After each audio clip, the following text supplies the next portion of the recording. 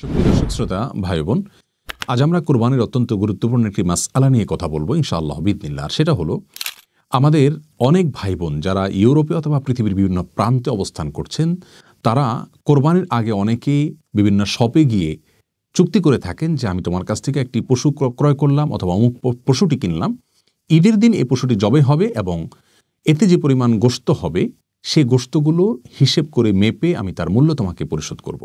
গোশতের KG প্রতি কত মূল্য হবে সেটি হয়তো আগে থেকে চূড়ান্ত থাকে, কিন্তু পশুটিতে কি পরিমাণ গোশত হবে এবং তার মূল্য কত দাঁড়াবে এ বিষয়টি জানার জন্য ঈদের দিন পর্যন্ত অপেক্ষা করতে হয়। যে পরিমাণ গোশত পাওয়া গেল সেটা তিনি নিয়ে বাসায় চলে গেলেন মূল্য পরিশোধ করে। এতে কোরবানি বিশুদ্ধ হবে কিনা, এই প্রশ্নের উত্তর হলো যে এই পদ্ধতিতে কোরবানি করা হলে সেটি বিশুদ্ধ হবে না। তার দুটি কারণ রয়েছে। প্রথম কারণ হলো, কোরবানির পশু এটা পূর্ণাঙ্গভাবে জবাই করতে হবে আল্লাহর সন্তুষ্টির উদ্দেশ্যে। আপনি যদি পশুর আংশিক নেন আর আংশিক ক্রয় না করেন তাহলে সেক্ষেত্রে কোরবানি বিশুদ্ধ হবে না।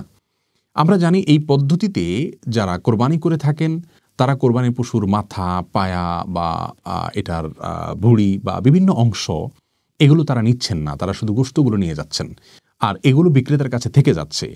তাহলে বিক্রেতা কেমন যেন পশুর এই অংশগুলো বিক্রি করেননি। আর কোরবানি বিশুদ্ধ হওয়ার জন্য একটি পূর্ণাঙ্গ পশু কোরবানি করা শর্ত। এজন্য কোরবানি পশুতে বড় কোনো ত্রুটি থাকলে কিন্তু কোরবানি বিশুদ্ধ হয় না, যেমনটি হাদিস থেকে স্পষ্টভাবে আমরা জানতে পারি। তার কারণ আমাদেরকে পূর্ণাঙ্গ একটি পশু আল্লাহর উদ্দেশ্যে কোরবানি করার জন্য নির্দেশ করা হয়েছে। তাহলে আপনি শুধুমাত্র গোশতগুলো নেওয়া মানে হলো পূর্ণাঙ্গ পশু আপনি কোরবানি করলেন না।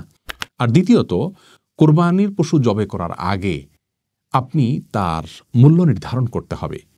আপনি জবে করার আগে মূল্য নির্ধারণ না করার মানে হলো পশুটির মালিকানা এখনও আপনার পূর্ণাঙ্গ হয়নি, তাহলে সেক্ষেত্রে কোরবানি বিশুদ্ধ হবে না।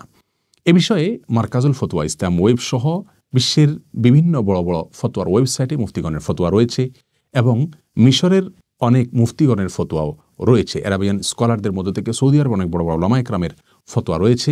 তারাও জানিয়েছেন যে এই পদ্ধতিতে কোরবানি করলে কোরবানি বিশুদ্ধ হবে না। অতএব আমাদের সেই সমস্ত ভাই বোনদেরকে আমরা পরামর্শ দিব যে কোরবানির আগে পূর্ণাঙ্গ পশু ক্রয় করবেন এবং তারপরে সেটিকে জবাই করবেন। কোরবানির পশুর কোনো অংশ আপনি নিতে না চাইলে কাউকে দিয়ে দিবেন, সেটি ভিন্ন বিষয়, কিন্তু পশুর আংশিক ক্রয় করা অথবা তার মূল্য আগে থেকে চূড়ান্ত না করা এগুলো কোরবানি বিশুদ্ধতার জন্য অন্তরায়। আল্লাহ তাআলা আমাদের সকলকে বিশুদ্ধতম উপায়ে সঠিকভাবে কোরবানির বিধানকে পালন করার তৌফিক দান করুন। আসসালামু আলাইকুম ওয়া রাহমাতুল্লাহি ওয়া বারাকাতুহু।